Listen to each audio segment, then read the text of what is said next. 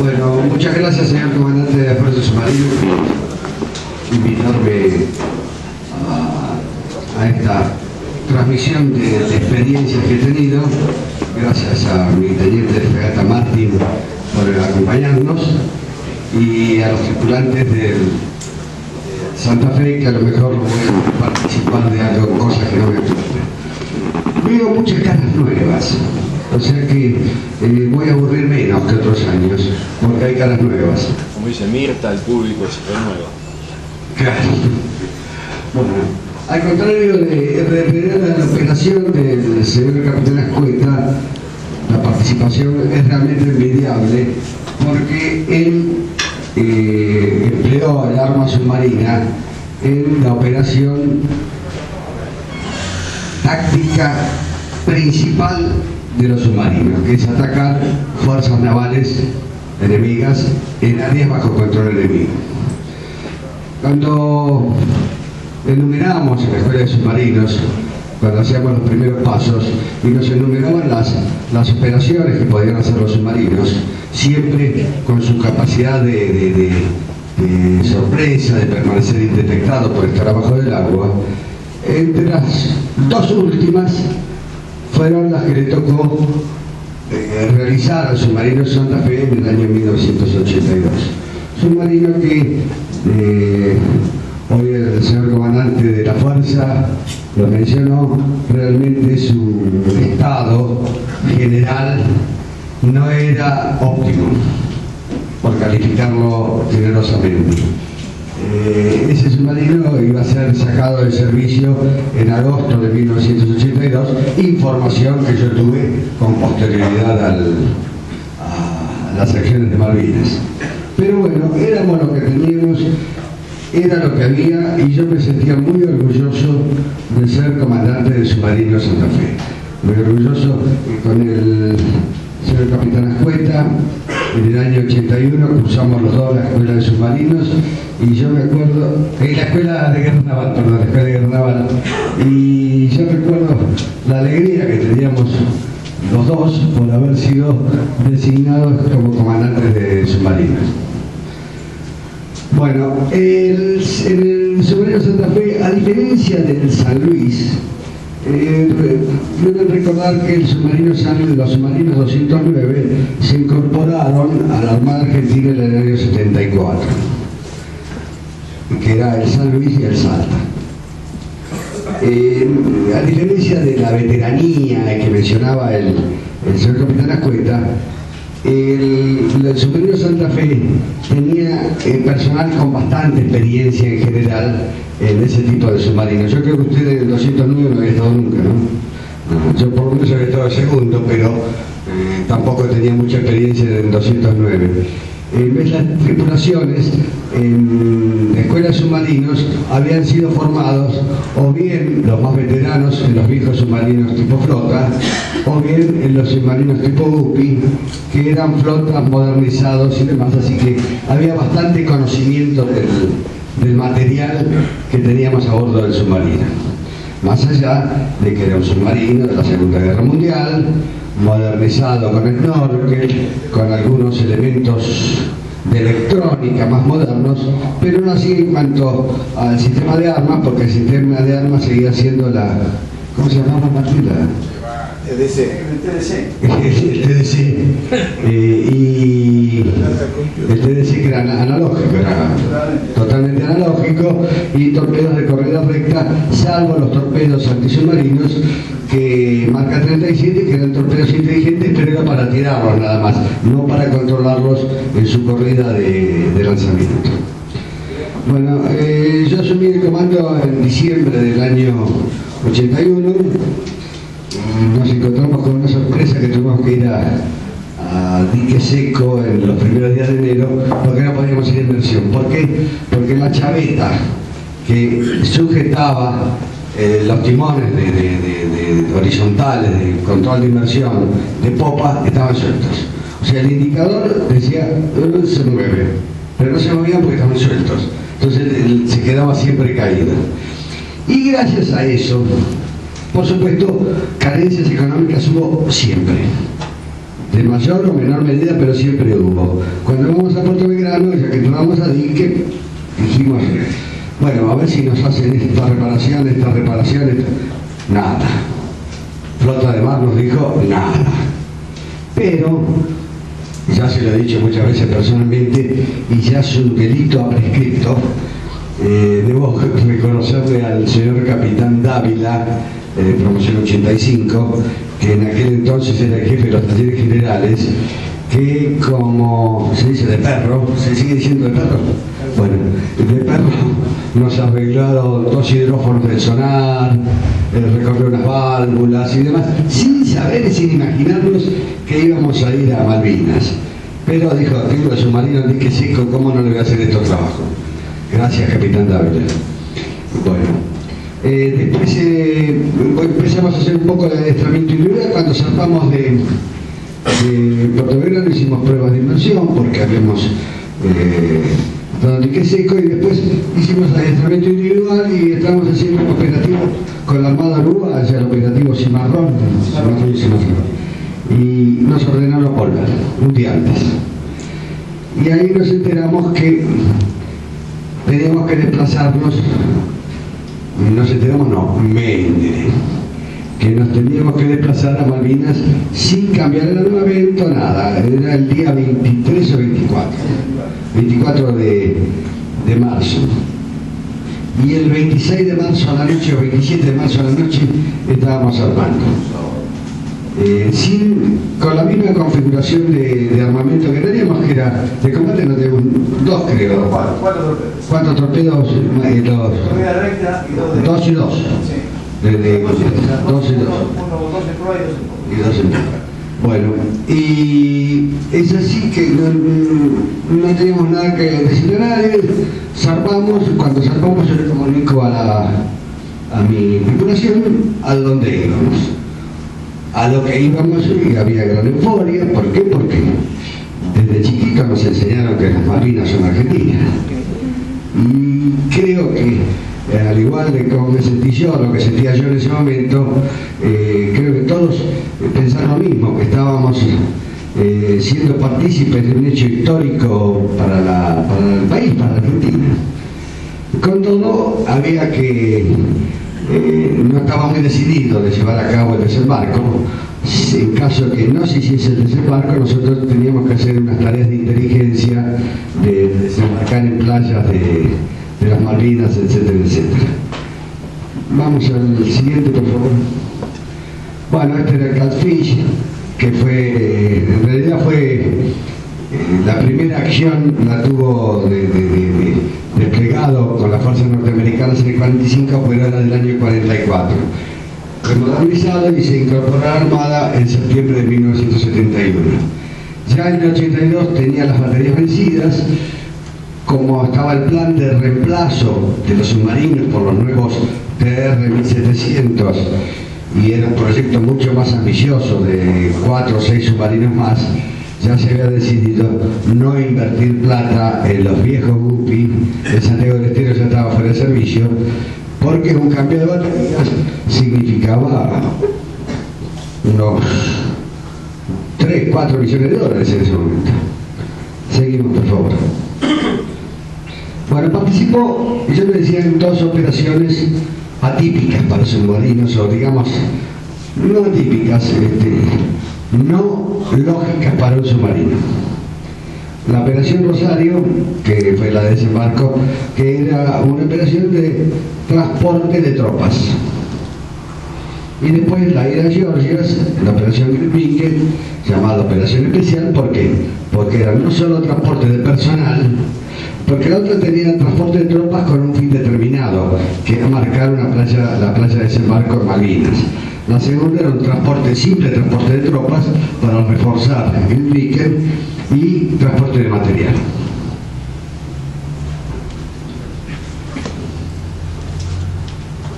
La siguiente, por favor.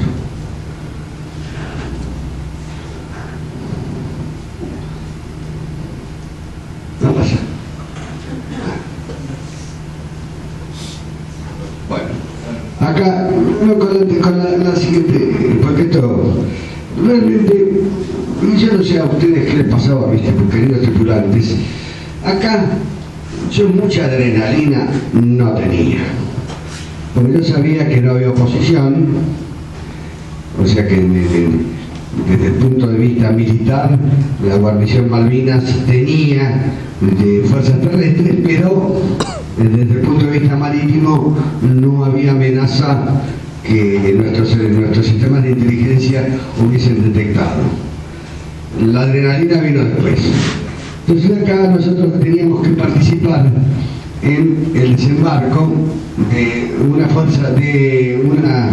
agrupación de 11 hombres de la agrupación de buzos tácticos que tenían 3 misiones, 3 tareas. Desembarcar acá era tomar el istmo que lo unía con Puerto Argentino, el aeródromo y marcar la playa de desembarco. En las operaciones anfibias es conveniente tener, acá hay infantes que saben más que yo, comandante de entrenamiento, sí. Es conveniente tener una luz que indique a las embarcaciones de la playa que tienen que ir. Bueno, entonces tenía esa tarea. ¿Qué pasó? Nosotros arribamos el día 30 a horas de la noche a Malvinas, así que permanecimos en agua. En el tránsito, que una parte lo hicimos en superficie, eran días placenteros de mar, así que hicimos las pruebas con los buzos tácticos, porque no lo habían podido hacer antes, de armar los botes, bajarlos al agua para que ellos salieran. Después los armamos, los desarmamos y repetimos 2 veces y practicamos, porque era lo que después iban a tener que hacer de noche para la operación real. Entonces, así transcurrió el día, el desembarco iba a ser el día 1, pero se postergó por fuerte temporal que soportaban las unidades de superficie. Se postergó para el 2. Bueno, el día 1 nosotros tuvimos un serio problema de comunicaciones, que no está acá de comunicaciones para echarle la culpa. No, era la vejez del material, se quemaron cables y prácticamente quedamos que podíamos recibir pero transmitir absolutamente nada. Entonces decidimos que nos anulaban todas las tareas iniciales de control del istmo, de la toma del aeropuerto, y quedaba solo el marcado de la playa de desembarco. Pero no nos cambiaron el lugar de desembarco. O sea, que teníamos que desembarcar a los buzos tácticos y estos tenían que desplazarse para cruzar toda la península esa, con el riesgo que lleva implícito. ¿Eso por qué? Porque nosotros habíamos visto de noche que circulaban muchos vehículos por el istmo y hacia la zona del faro Cabo San Felipe, que estaba acá. O sea, en toda esta zona se veía mucho desplazamiento de vehículos. De hecho, cuando regresamos, el capitán Cufré, que era el comandante de la agrupación de buzos tácticos, nos comentó que en el lugar de desembarco, que era el lugar donde estaba previsto desembarcar, Playa Azul, se tomaba en el código nuestro, habían ido de retrasador. O sea que ellos ya tenían cuáles son los posibles lugares de desembarco y habían preparado cosas, más allá de la información de inteligencia que seguramente tendrían. Entonces, ahí vino que hicimos todo ¿qué hacíamos para no someter a tanto riesgo a la agrupación de buzos tácticos? Lo ideal era desembarcarlos acá, en esta zona. ¿Por qué? Porque venían, se armaban en este lugar y cruzaban directamente a la playa de desembarco. Pero yo tenía que avisarle, comunicarle a la fuerza principal de desembarco, porque se producía lo que nosotros en términos militares llamamos la interferencia mutua. La fuerza de desembarco venía navegando en este sentido. No tenían previsto ningún blanco en esta zona. O sea, que cualquier detección de un blanco en esa zona podía significar que hicieran fuego sobre nosotros, y de hecho el destructor de Hércules estuvo a punto de abrir fuego, preparó los cañones y demás. Pero cuando uno tiene que tomar una decisión, ¿cuál es el bien menor, el bien mayor con el peor perjuicio? El menor perjuicio, el bien mayor con el menor perjuicio. Y ahí fue que después de pensarlo con el comandante de la agrupación de uso práctico, con el jefe de operaciones, con el segundo, hubo un hecho que me decidió a decir, voy para arriba a desembarcar y me arriesgo a que tire. A las 12 menos 10 de la noche del 1 de abril apagaron las luces del desde el faro Cabo San Felipe. Entonces ya eso me confirmó que la sorpresa se había ido. Entonces tomé la decisión, porque la decisión era del comandante, que era yo, de desembarcarnos acá y arriesgarme a esa interferencia. El hecho es que, bueno, desembarcaron, empezaron a las 2 de la mañana, 2:30 de la mañana, a desembarcar todo, e inmediatamente nos fuimos en versión, y ahí pudimos, con un teléfono que tienen los submarinos, de comunicación subacua, hay muy buena propagación, para los que no están en el tema submarino, hay muy buena propagación en el sonido del agua. Bueno, ahí pudimos identificarnos con el destructor Hércules y que éramos amigos. Pero nosotros no fuimos conscientes, hasta que me lo contaron después, que estuvieron a punto de abrir fuego sobre nosotros porque era un blanco que no estaba previsto. Y es así que después nos fuimos navegando hasta 100 millas al este de Malvinas, con una tarea fácil: amenazas submarinos nucleares. Y teníamos 4 torpedos. Bueno, pero el día 3 o 4 pregunté, ¿qué hacemos? Porque nadie se acordaba, con la euforia nadie se acordaba de nosotros. Y me ordenaron regresar a Mar del Plata, donde arribamos el día 7 de abril a las 2 de la mañana. Llegamos acá. Y ese mismo día me entero que tenemos que irnos a Georgia. Al único que le comenté a los 2 días, al único integrante de la tripulación que le comenté, es al que hoy, ahora no está, estuvo hoy en la ceremonia, el hoy Comodoro Iglesias, aquel entonces teniente de corbeta Iglesias, que era el jefe de navegación, que él tenía que estudiar la derrota y todos los inconvenientes náuticos que podían presentarse para nuestro ingreso a las Islas Georgias. Es así que yo tenía en aquel entonces una oficina en el edificio de oficiales. Se llevó todas las cartas náuticas, todos los libros de navegación y demás, y él trabajaba en mi oficina, para que nadie pudiese deducir dónde podíamos llegar a ir. Hay algunos que dicen que sabían que íbamos para Georgia, pero yo creo que nadie. Lo dijeron con el diario del lunes, me parece. Bueno, en esos días, hasta el 16 de abril a la noche que zarpamos, la gente del taller acá, se llamaba de grado de submarinos, TISU, ¿no? Se llamaban entonces, cuyo titular era el entonces capitán Merique, lamentablemente fallecido hace varios años. Realmente hizo lo imposible para arreglarnos un poquito. También la tripulación, para hacerlo.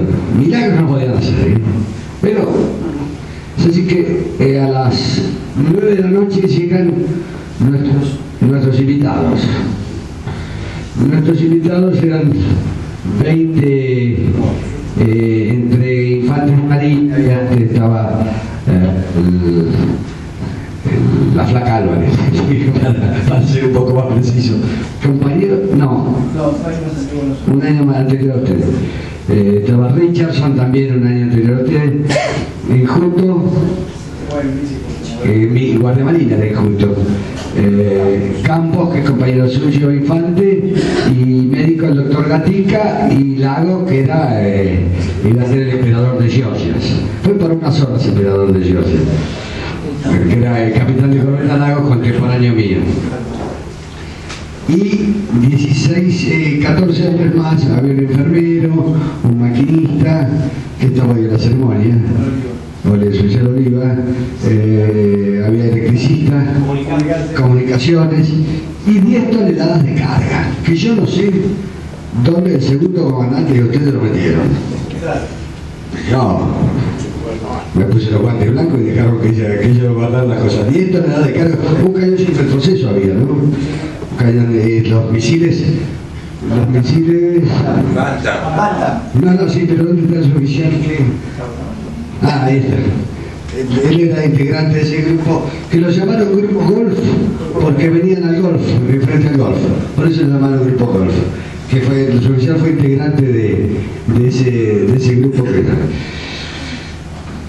Todo muy lindo, teníamos que salvar, pero a mí me entró una duda bastante grande que ya no se la transmití hasta que volvimos. Que para navegar en submarino, condición número 1, no hay que tener claustrofobia, ¿no? ¿Cómo sabía yo que estos no tenían claustrofobia?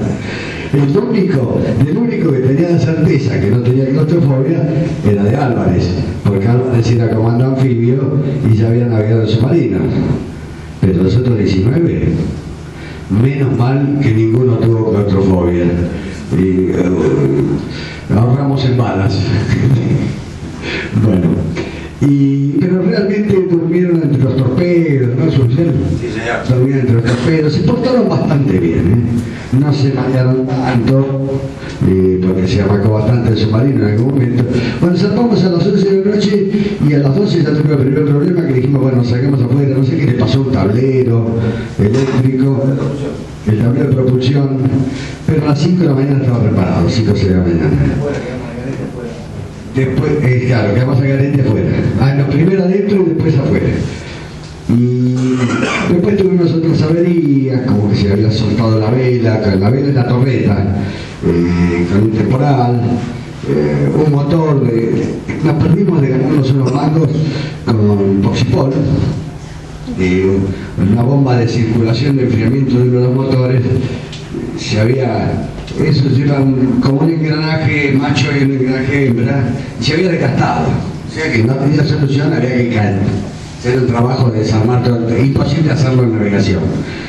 Entonces ahí los ingeniosos maquinistas, alambre, le metieron unos clavos con Poxipol y así siguió funcionando el submarino con esa bomba funcionando hasta que terminan sus días en Gilvik. El tránsito, vamos pasando. El tránsito era largo, como ven, arribamos de Plata, zarpamos el 16 de abril y pasa el siguiente, por favor. Bueno, el tránsito hacia Georgia era bastante largo. Estos submarinos, a diferencia de los 209 y los TR-1700, navegaban más rápido en superficie que en inmersión. Entonces, claro, ustedes son de la nueva generación de submarinos, no conocen los flotas que, bueno, estos que por más modificados que hayan sido, navegaban mucho más rápido en superficie que en inmersión, así que íbamos en superficie, arriesgándonos a lo que ya sabíamos que era la inteligencia satelital americana aliada a los ingleses que le iba a dar la información, pero había que arriesgar. Entonces nos dirigimos en tránsito directo hacia Georgia. Yo como tenía una limitación que la tuvo también el señor capitán Ascueta, yo no podía emplear las armas salvo como autodefensa, que fue la primera directiva que usted tuvo, no la primera orden. Claro, que era esa orden. No fue el almirante Lombardo que era el comandante de teatro, porque el almirante Lombardo es submarinista y el almirante Lombardo sabía que esa orden no la podía dar y trató de levantar esa restricción, pero el comité militar, como se estaba manejando todo como una crisis, la mantuvo. Yo que había decidido si me cruzaba con el inglés lo bajaba y que después lo discutiera el ministro de Relaciones Exteriores, porque si se le viene un barco a un submarino, se le viene un destructor, ¿cómo sabe que el destructor no lo ha detectado de alguna forma y lo viene a atacar o está paisajeando? ¿Qué voy a esperar? ¿Que me tire un torpedo? No, esa decisión ya la había tomado al salir. ya está prescripta esa desobediencia también, ¿eh? Así que no me puedes juzgar por eso. Bueno, recibimos un solo mensaje que tuve mis dudas de contestarlo o no. ¿Qué pasa? Cuando uno tiene desplegados submarinos, a que conduce los submarinos desde Puerto Belgrano, ¿estará el submarino vivo todavía? El submarino, como decía bien el capitán Ascueta, no tiene que emitir nada, ni sonar, ni radar, ni comunicaciones. Pero me llegó un mensaje preguntando la posición. Y ahí ustedes no lo vivieron, pero con el segundo, con el capitán Micheli, ¿qué hacemos? Yo no voy a contestar, porque es decir, acá estoy, señorita. Y entonces lo pensamos todo, que ya ellos por inteligencia norteamericana podían saber dónde estaba. Bueno, al final lo contesté. En el año 99, estando en Inglaterra con el comandante de la Fuerza de Tareas Inglesa en Georgia, capitán Young, ya fallecido, él tenía sus cuadernos de apuntes y, bueno, me dijo la hora, que usábamos distinto uso horario, ellos el uso horario británico y nosotros el argentino. Y yo no había llevado mi libreta de apuntes porque yo estaba paseando. Entonces yo le dije que cuando volviera a Argentina le iba a contestar y realmente detectaron la emisión. Pues la hora que él me dijo que habían detectado la emisión, después coincidió con las anotaciones que yo tenía con la hora que habíamos hecho ese mensaje. Entonces yo, como enseñanza, cuando uno conduce operaciones de submarino, mantener la ansiedad de saber si está o no está, porque te puede producir al submarino un daño grande al permitir que lo detecten, ¿no? Bueno, después nos agarró un temporal monstruoso. Entonces, así que fuimos en acción en un momento dado porque me apuraban. Yo recibí información de que tenía que llegar lo más rápido posible. Quise salir a superficie, imposible. Creo que teníamos olas de 8 metros de altura, pero la siguiente, por favor. Era cómo aproximarnos, cómo entrar. Nosotros tenemos que venir acá. Esta es la Bahía Curva, la Guardia Nacional, ¿no? En la caleta Capitán Vago, donde está la Gitviken. Entonces, teníamos información de inteligencia de aviones de la Fuerza Aérea Argentina que nos comunicaban los tipos de destructores que había en la zona. Ya había destructores ingleses. Pero también hicimos una evaluación nuestra, daba el tiempo desde el 2 de abril hasta el 24 de abril que nosotros íbamos a llegar, que desplazar un submarino nuclear desde la base de Escocia, que es la base de submarinos ingleses, británicos, hasta acá. Ya damos por como un factor de riesgo que estaba un submarino nuclear, y si era un submarino nuclear que sabía que venía otro submarino para acá, donde lo ubicábamos en proximidades de la boca de la Bahía Cumberland, de forma tal de que uno fuese a las fauces del submarino. Como tenía plena libertad para, si bien me habían dicho en la orden de operaciones, que te habían dado como indicativo general, la aproximación y eso, pero después había un párrafo abajo, como debe ser, que tenía plena libertad de acción para decidir sobre la entrada a Glendique. Bueno, entonces, después de hacer, hice, no sé si usted participó, porque por lo mejor estaba de guardia, que con la decisión final de cómo entrar a Georgia, en términos militares, para que la opinión del más moderno no sea influida por la del más antiguo, normalmente se pide opinión en orden inverso. Primero opina el más moderno, bla bla bla, y sigue para arriba. Yo lo hice al revés. Por algo que les había dicho cuando asumí el comando, que decía que prefería que criticaran el licencio interno era una muy buena fuente de asesoramiento para mí y prefería que criticaran adentro y no que murmuraran en el medio. Entonces, tomada mi decisión de cómo ingresar, lo sometí a la plana mayor, que los oficiales a ver qué opinaban. Con mucha lealtad, el segundo comandante se puso en contra mío. ¿Te acuerdas que dijo que había que dar la vuelta para nada, pero lo hizo a propósito para apretar al debate? Entonces, la solución final fue recalar, veníamos navegando así, recalar en estas proximidades de acá, ya veniendo de acá en inmersión, para evitar el submarino nuclear, ¿no? Y después navegar pegado a la costa. Pegado a la costa significaba 1 milla o 2 millas, donde el problema eran las piedras. Porque ahí había muchas. Pero por otro lado tenemos la ventaja de que era una costa profunda porque son islas que caen a pique. Pero bien pegado a la costa, ¿por qué? Porque nuestro ruido se enmascara con el ruido de las rompientes de la costa. El eco, como cuando se hizo de noche salimos a la superficie, en un momento raro, usted estaba de guardia del encuentro, pero hubo una detección del sonar, era un destructor saliendo de Lis, donde estaba el grupo de la estación ballenera. Pero estábamos en superficie. Cada tanto, cada 20 minutos o media hora, hacíamos el periscopio de navegación. Tiene un radar, tenía un radar, no sé, ahora debe seguir igual eso. Un radar en el culote, calota, la calota, que uno podía hacer un pincho de radar individual, apretar el botón una vez y hacía una sola emisión. Siempre hay que tener en cuenta que el radar, no sé, el núcleo principal va para donde está apuntado, pero siempre hay lóbulos secundarios que pueden ser detectados hacia atrás, así que no hay que entusiasmarse con eso. Pero hacíamos laterales para ver distancia a la costa, nada.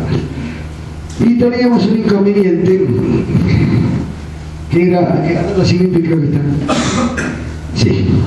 Esta fue nuestra derrota de superficie. Acá, en proximidades de Punta Jason, que es esta, había un bajo fondo. Que en mi inversión lo pasábamos por arriba, no había problema. Con cartografía británica, no le cuenten a nadie que esto no salga de acá, de que la cartografía británica era una fotocopia de una carta inglesa que me mandó la Guerrico, que había estado antes. Es un crimen de lesa navegación. Como enseña en la escuela naval, es un crimen de lesa navegación navegar con fotocopia. También está prescripto eso. Bueno, entonces había la cartografía inglesa, que era más precisa que la nuestra, indicábamos ahí un bajo fondo, que en superficie lo pasamos por arriba sin problema. Creo que lo hemos pasado. La sonda no lo sabemos porque es otro elemento de ruido que podía detectar el enemigo. Pero llegamos ahí a las 12:15 de la noche. Sin radar, porque no se podía usar porque lo detectaban. Pero era una luz que tendríamos prismáticos infrarrojos que se detectaban bastante bien la costa. El problema era que, la siguiente por favor,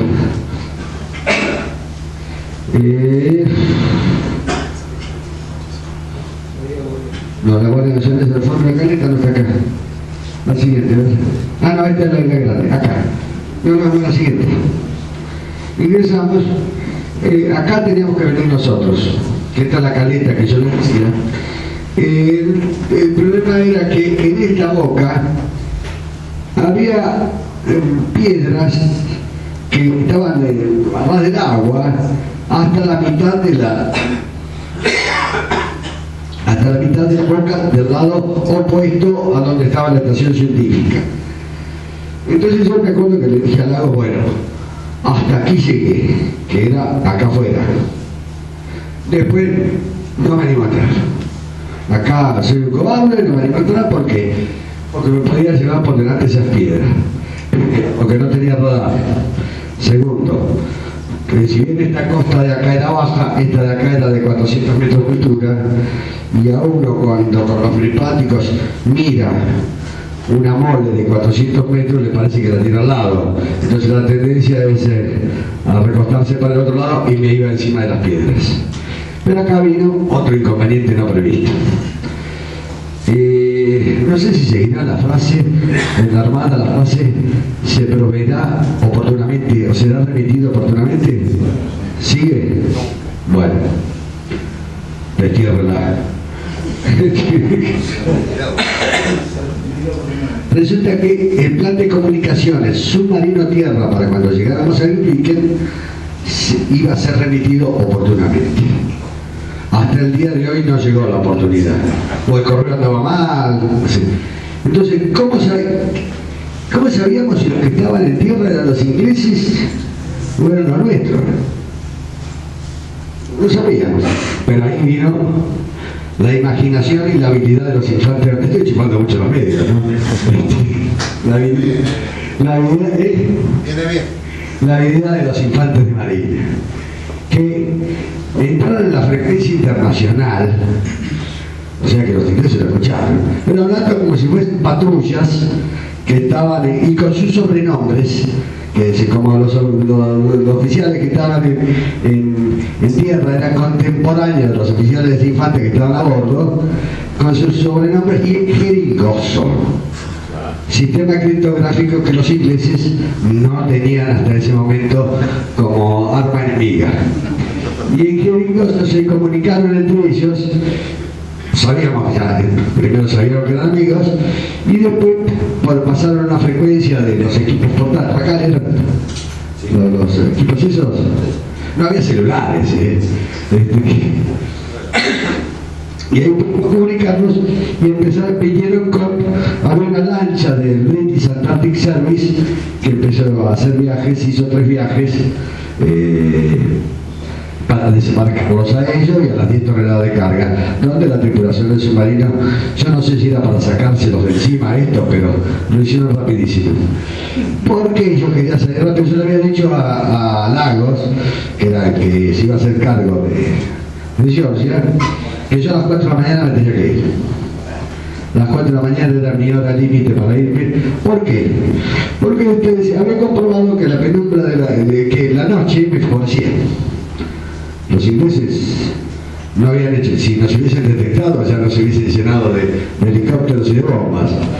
Bueno, entonces yo, ¿para qué? Para pasar este bajo fondo en superficie e irme en inversión después de ese bajo fondo. ¿Por qué? Porque si el submarino nuclear estaba para la entrada, también estaba para la salida. Si el submarino nuclear estaba para la entrada, también estaba para la salida. Ahora es una figurita que pongo para la entrada y la saco para la entrada. Seguía estando. Entonces la luz me daba, salir a las 4 de la mañana me daba eso. Pero uno decía algo y por supuesto no se puede cumplir. Recién a las 5, yo le había amenazado al agua con tirarle todo el agua. Un poco de lástima me daba. Pero a las 5 menos cuarto recién pudimos salir.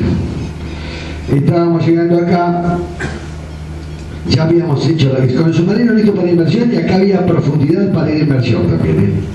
Pero si nosotros íbamos a inmersión acá, teníamos que dar resguardo de bajo fondo y caíamos en lo que yo quería evitar de caer en las fauces del submarino nuclear que me estaba esperando con la servilleta y los cubiertos en la mano.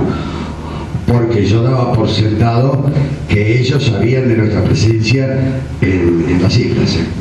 Entonces, era salir acá, caer y después esto, ir de inmersión, ir recostado, que si se debía, para irme a alguna bahía a cargar las baterías y demás.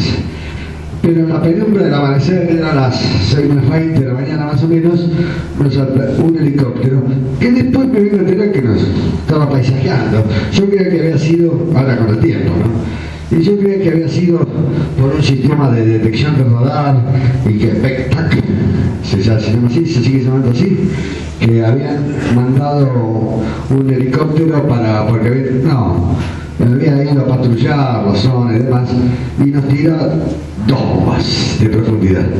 Son como las cargas, pero más fuertes, y que explotan o por contacto o por hidrostáticamente. Estas explotaron hidrostáticamente con una gran suerte, que explotaron a la altura de lo que era, esos submarinos tenían el tanque de seguridad, era un tanque de 1 pulgada de espesor, era un tanque especial para compensar, porque estos submarinos eran 2 caños, uno grande y uno chico donde era comando. Si comando por alguna cosa se inundaba, ese tanque, el agua de ese tanque se vaciaba y compensaba el volumen de la inundación de ese compartimento de comando.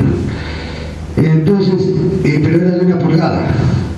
Entonces, si bien fue un sacudón, que se cortó la luz, se cortó todo, pero ahí empezó a funcionar lo que muy bien definió usted, señor, como la formación y el adiestramiento, ¿no? Porque cada uno hizo lo que tenía que hacer. No hubo casos de pánico. Miedo sí. Yo era el primero con miedo. Pero cómo nos formaban y cómo nos adiestrábamos en los submarinos era correcto, porque cada uno hizo lo que tenía que hacer. Yo me acuerdo que estaba en comando y a veces le preguntaba al segundo, ya está hecho, me decía. Para historia antigua había unos tanques de combustible y de lastre y combustible que podían ser para agua, además para soplarlo, bien llevar combustible. Nosotros llevábamos combustible de gusto, como usted también coincidió con usted, pero nos llevábamos llenos, repleto. Y ya le habían sacado los candados por si acaso, porque para que uno no se equivoque y vacíe los tanques de combustible, eso con combustible, llevaban candados, ya habían sacado, eso es un ejemplo. Después había otra válvula, así era. Bueno, y ahí, decisión que toman 1 segundo, 2 segundos, ¿qué hacemos? Y la inversión en ese momento era un suicidio, porque el punto dato que tenía el helicóptero era exacto. No había ninguna duda donde estaba el submarino. Entonces no hay nada peor que sepan exactamente dónde está el submarino. Entonces tomé la decisión, pero la primera reacción fue que nosotros íbamos navegando así, fue todo timón a estribor. Por eso es que uno lo tenía metido adentro. Era para ir a buscar aguas más profundas para ir a inmersión. Con todo timón a estribor. Y después seguí por todo el timón a estribor, 270 grados. Porque ahí fui, la cabeza me fue funcionando y dije, esto es un suicidio más. Y decidí volver porque, ya bien, para esto ya tenemos propulsión, luz, todo. Decidí volver porque sabía que en tierra tenía los misiles antihelicópteros que les habíamos llevado. No, los submarinos, salvo, no hay menores. Salvo una puteada, no tenía otra cosa para tirarle a los helicópteros, porque no tenía ningún armamento de ningún tipo, salvo los 7 valientes que no hay ninguno acá, sí, acá está Giglione, Herman, Mareco, Muracione, Galier, Silva y Macías. Bueno, y Macías eran los 7 que salieron a tirarle al helicóptero. ¿Qué pasa? Si el helicóptero no tenía ninguna oposición, venía volando, se posaba sobre el submarino y le arrojaba una bomba. Cuando empezaron a tirar, nunca más se acercaron los helicópteros. Siempre tiraban. ¿Por qué? Porque el helicópterista sabía que un proyectil que le pegaba al piloto o le pegara al tubito hidráulico se caía fallaba el helicóptero. Entonces no acercaban más y las ametralladoras no les hacían nada. Ustedes les hacían ruido abajo, ¿no? Sí, ruido, pero rebotaban, ¿no? Porque casi todo el casco del submarino está abajo del agua. Y entonces tiraban misiles. Erraron unos cuantos misiles, porque como el blanco que tienen era muy pequeño, después me lo contaban los mismos pilotos de helicóptero. Hay una revista que salió con todos los lanzamientos de misiles que hicieron y todos los que erraron, porque era muy bajo. Pero uno impactó en la vela, en la torreta, y fue el misil que le amputó la mitad de una pierna al cabo Macías, cabo segundo, que es ese entonces cabo segundo Camarero Macías, que era de los que recargaban los fusiles, los que tiraban cuando se trababa un fusil al agua. Si volvíamos el sumario que nos iban a hacer, fue tirar los fusiles al agua. Entonces el Chacho Ferman, que fue el que hoy, no sé si estuvieron, algunos de ustedes estuvieron en el AKP del vino, fue al que le entregaron la espada. Ese grupo estaba justamente condecorado porque hicieron algo más allá de lo que tenían que hacer, porque nada les decía a ellos como sumaristas que tenían que ir a enfrentarse a Cuerpito Gentil contra un helicóptero que atacaba con la ametralladora. Bueno, entonces ahí vino el show de Pala. Yo creía que había contado hasta 5 helicópteros, pero después por una revista me enteré que fueron 6 helicópteros. Vi que uno había tirado un torpedo, porque lo que hicimos acá fue venir para acá, buscar aguas poco profundas. ¿Por qué? Porque con aguas poco profundas el torpedo busca el fondo. Como decía, cuando el torpedo tiene poca profundidad se va al fondo, ¿no? Y yo vi uno que tiraron, según ellos tiraron 2 y que le fallaron. Es así que ya de día pudimos amarrar adentro esta vez y entramos a ver la siguiente. Estos son los ataques de los helicópteros que los saqué de una revista. Siguiente, por favor. Esta es la caleta, que te digo, nosotros teníamos que venir acá, donde estaba el muelle. Acá estaba el muelle de la vieja estación ballenera, donde había más profundidad, y acá fue donde nos quedamos a la noche, que los infantes en Jericoso se comunicaron con sus amigos, después mandaron la lancha y demás. Toda oscura, le habíamos perdido solo una luz media direccional de referencia para que venga la lancha. Bueno, amarramos acá.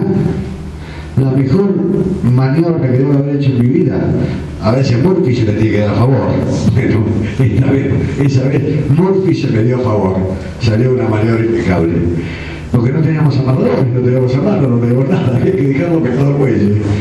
Y gracias a la ayuda inglesa que nos había hecho algunos agujeritos en algunos tanques, enseguida bajó 60 centímetros y se apoyó en el fondo. Pero no he dudado porque había muy poca profundidad. Pero fue realmente Murphy a favor fue esa vez. Bueno, ahí bajamos ordenadamente a la tripulación. Los primeros que bajaron fueron el cabo Macías. Ahí, vieron que dicen que el capitán es el último que baja el barco. En el Santa Fe fue exactamente al revés. Las mujeres y los niños primero y Carmen más o menos, ¿no? Estábamos hablando en segundo cómo íbamos a hacer para desembarcar a la gente. Y yo ya había visto que adentro de su marido tiraban, no pasaba nada. El lugar más riesgoso era afuera. Así que yo me fui afuera, al muelle. De hecho, cuando estábamos en el muelle, en un momento dado con el teniente Richardson, nos tiramos cuerpo a tierra. Acto reflejo, el misil ya había pasado. Nos había dejado la estela de calor, el misil ya había pasado. Entonces con el segundo comandante a bordo íbamos a, porque ellos seguían atacando con morteros y demás, y helicópteros, así que íbamos mirando, íbamos a mandarle 5 y salían 5, y así los íbamos desembarcando. Los primeros fueron, después que bajé yo, que coordinar con los argentinos, con los infantes, fue el cabo Macías herido con su oficial Funes, no está presente así que lo puedo decir, una actuación excepcional. De hecho, hoy Macías sabe que le debe la vida al suboficial Funes porque le aplicó la morfina contra el shock, le cortó las hemorragias y demás. Lo bajaron a tierra, que también había un suboficial de los que yo había llevado, el suboficial Barrio Nuevo, no sé si se recuerdan, que falleció, ¿sabía? No. Falleció hace varios años el suboficial Barrio Nuevo. Y el doctor Gatica, que lo había llevado yo, que es un excelente cirujano, en el consultorio odontológico de la estación científica, de la estación del Servicio Antártico Británico, hicieron el muñón. Un muñón muy bien hecho, porque al día de hoy, el cabo Macías, con su pata artificial, pero camina muy bien. Camina muy bien, le salvó. Además, cuando estábamos prisioneros, las curas son de quirófano, las curas del muñón de amputación, así que quisieron que fuera el cirujano argentino al quirófano con los cirujanos británicos porque estaba muy bien hecho el muñón. Así que después el doctor Gatica me pasa unos mangos por la publicidad que le estoy haciendo como cirujano. Bueno, no opera más, ya dije, ya no opera, me estuve el otro día con él, ya no opera más. Pero eso fue.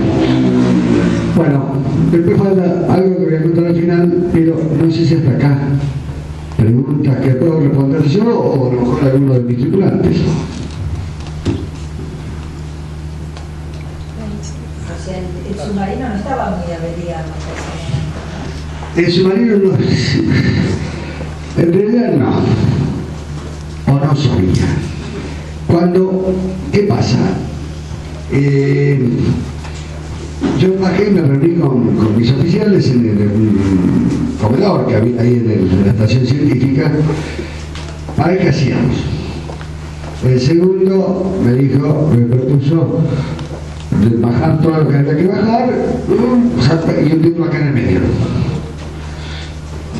Para un comandante, un líder submarino, más que yo, no lo daba por perdido. Entonces yo le dije que yo iba a esperar la noche para ir bien a revisar a bordo qué avería, digamos, 5 o 6, a revisar qué avería teníamos, y si la avería, donde debería zarpar, porque la noche nos favorecía. Tenía razón Michelis en el sentido de que no tenemos que haber hundido en ese momento, pero ¿por qué? ¿Qué pasó? Los ingleses empezaron a hacer fuego naval sobre esta costa y fueron aproximándolo hasta esta costa. Ya estaba picando en esta costa los impactos y las instrucciones que tenía el capitán Lago, que era, nosotros éramos convidados de piedra ahí. Yo tenía más antigüedad que el capitán Lagos, pero yo me subordiné a él porque él era el jefe o sea, tenía superioridad por cargo porque él era el jefe de la plaza y tenía instrucciones políticas. Las instrucciones políticas que él tenía era que tenía que hacer lo posible para que los ingleses usaran la fuerza para recuperarla, que las Georgias eran indefendibles. Eso lo sabía. Tanto lo sabía que teníamos vocación de prisioneros, ellos, no lo sabíamos, pero que él llevó dólares, le habían dado dólares para cuando estuviese prisionero. O sea que ya sabían que eso era indefendible, pero él tenía que tomar acciones como para que los ingleses los británicos hiciesen uso de la fuerza para recuperar las Islas Georgias, cosa que logró, pero que no quería tener muertes inútiles. Tipo 4 de la tarde, acuérdense que las Georgias están corridas para el este, o sea que oscurecía más temprano, por las horas que le voy a decir, más temprano de lo que oscurece acá en esta época, o 25 de abril. A eso de las 4 de la tarde, 4 y pico, me dice Lagos que está llegando al límite de sus instrucciones políticas, se había logrado que tuviese que tomarlo por la fuerza, y que Yo le pregunté si podíamos resistir toda la noche, con esa intención de irme. Me dice, no señor, si estamos toda la noche, esto es una carnicería. Tenía mucha razón, porque cuando se produjo la rendición, empezaron a salir a 200 metros, 250 metros, infantes marines ingleses de arriba de la montaña, salían de como hormigas de todos lados. Ya habían hecho, habíamos visto pasar helicópteros para haber hecho el desembarco. Bueno, fue muy emotiva, por lo menos yo lo recuerdo con mucha tristeza y con mucha emoción, la rendición, que los ingleses por radio nos dijeron que arregláramos el pabellón argentino y hiciéramos el inglés. Schultz acá quería izar el inglés, yo no le hice caso. No lo quería izar. Pero fue muy emotivo cantando el himno a capela, el himno nacional argentino a capela, arreglamos el pabellón nacional. Pero para mí fue algo muy triste pero emotivo. No sé si respondí, no sé si ya me olvidé lo que me preguntaron. Si estaba muy averiado. Ah, no lo pude llegar a comprobar. Para mí no estaba tan averiado, ¿no? Por algo que sucedió al día siguiente. Pero, ¿alguna otra pregunta? Sí, señor. José Núñez, submarino Santa Cruz. ¿Usted dio la orden de desembarcar o de abandonar el submarino? No di nunca la orden de abandonar. Desembarcar, porque le iba a preguntar qué pasó con el rol de voladura. Bueno, lo teníamos el rol de voladura, pero era lo mismo que llevar e hundirlo en el medio.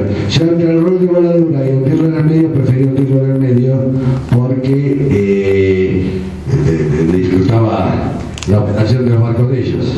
Pero estaba el rol de voladura. Lo que pasa es que si había dicho que no a zarpar y hundirlo en el medio, tampoco era obvio que decía que no a la voladura. De a poco, lo que le quiero decir también, que de a poco durante el día, a medida que las balas iban cayendo más cerca, fuimos sacando toda la información. Yo tenía la orden de operaciones de las áreas de ustedes. Así que eso lo fuimos bajando y lo tirábamos, nos armamos un fueguito, y a medida que las balas caían más cerca íbamos quemando claves, quemando todo. Y al final nos quedamos con una carta general nada más, ¿no? Sí. Por si acaso salimos con una carta general. Una carta general de las islas y una carta general argentina, nada más. Nos quedamos con eso. ¿El episodio de Veracruz, señor? Es lo que voy a contar el día siguiente.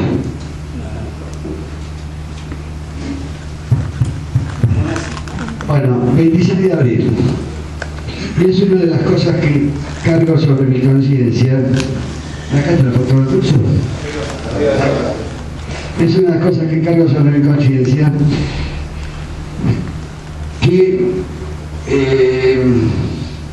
es la muerte de Artuso. Hoy el señor capitán Ascueta lo mencionó al capitán Coba.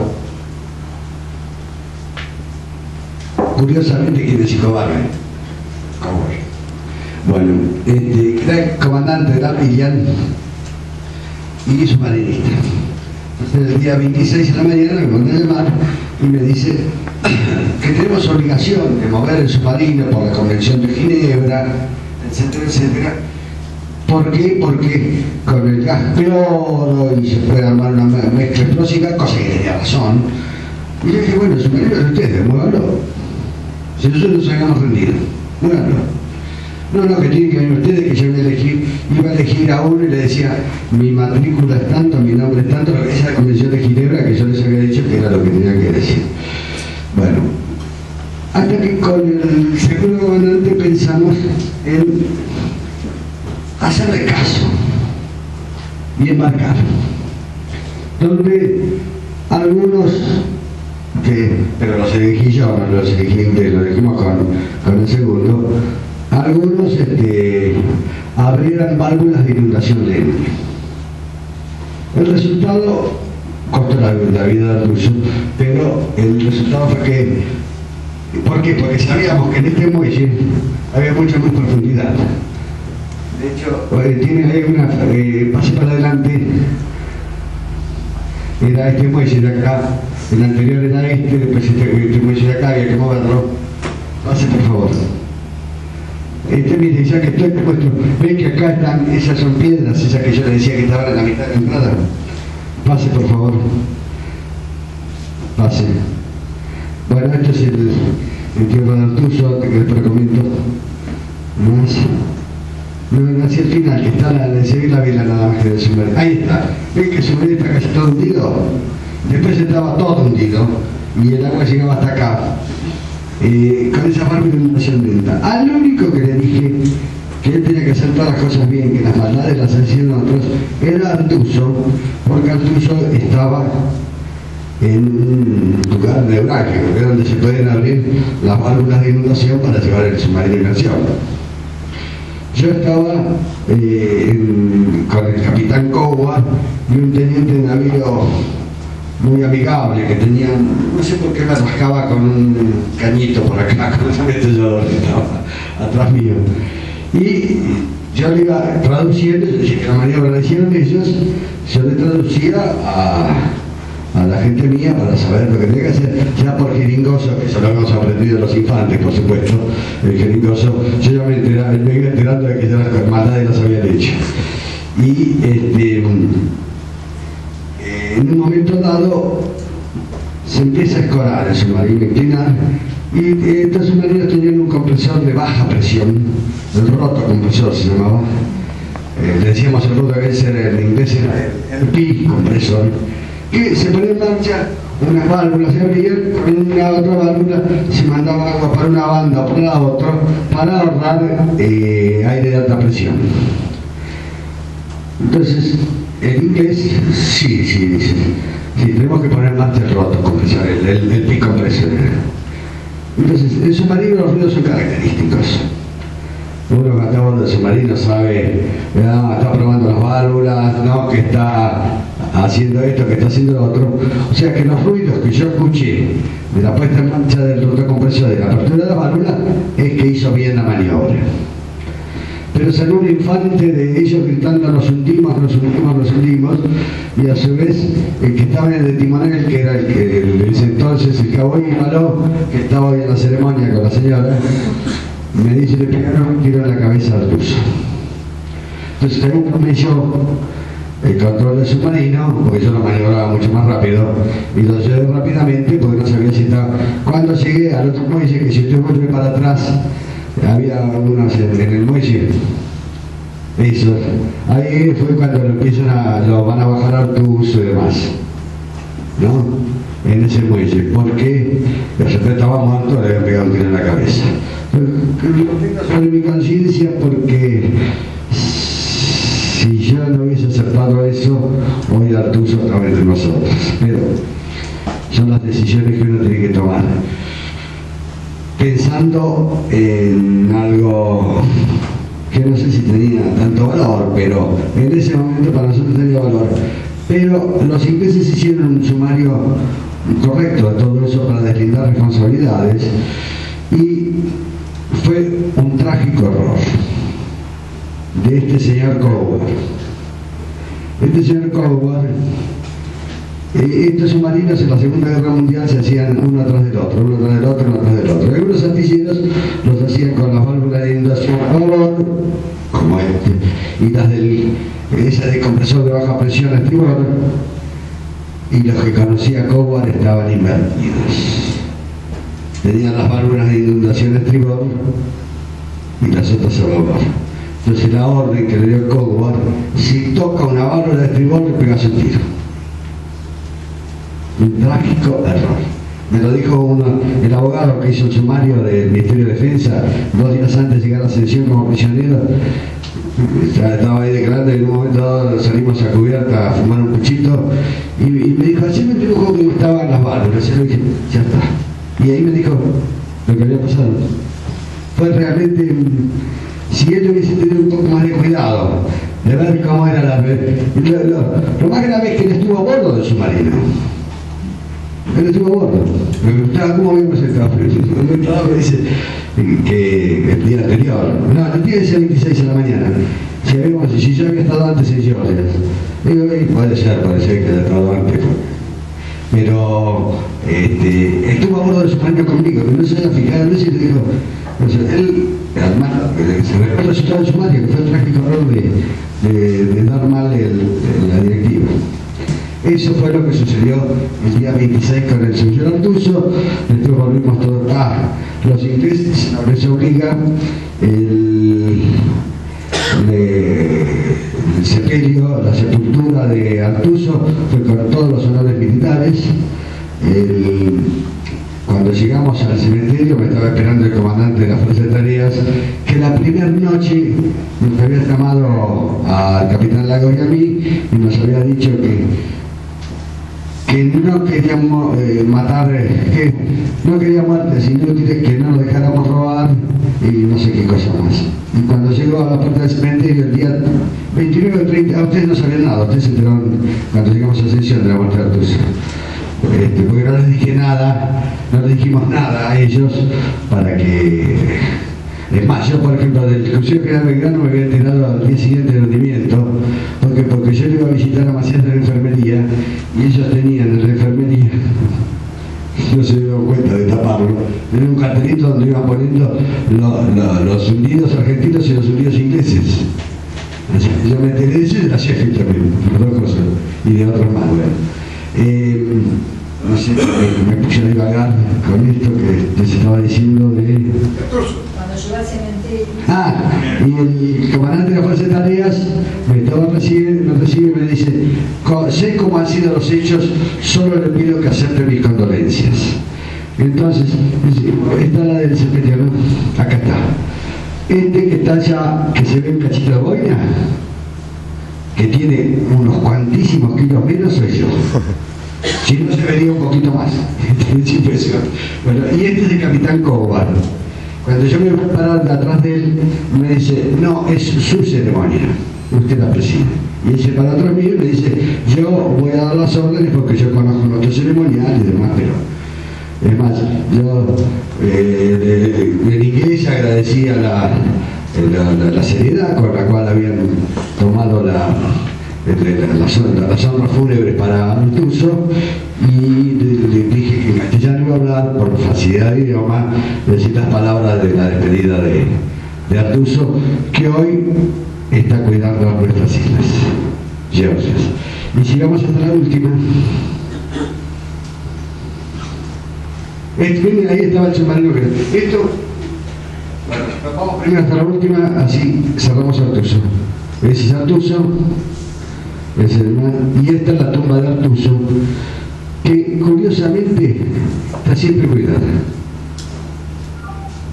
Esta foto no sé de quién recibí, pero tengo una más moderna, porque cuando se cumplieron los 25 años de Malvinas, gracias a un comandante de la Fuerza Submarina que estaba acá, almirante Martín, hicimos una placa para mandar, porque el comandante de Mantrin, que era capitán Yang, que era el comandante de Fuerza de Tareas, se comunicó conmigo para decirme que venía un tripulante de Mantrin, un suboficial que era tripulante de Mantrin, paseando con su mujer, y iban a las Georgias. Entonces la tripulación de Mantrin mandaba una placa para la tumba de Artuso.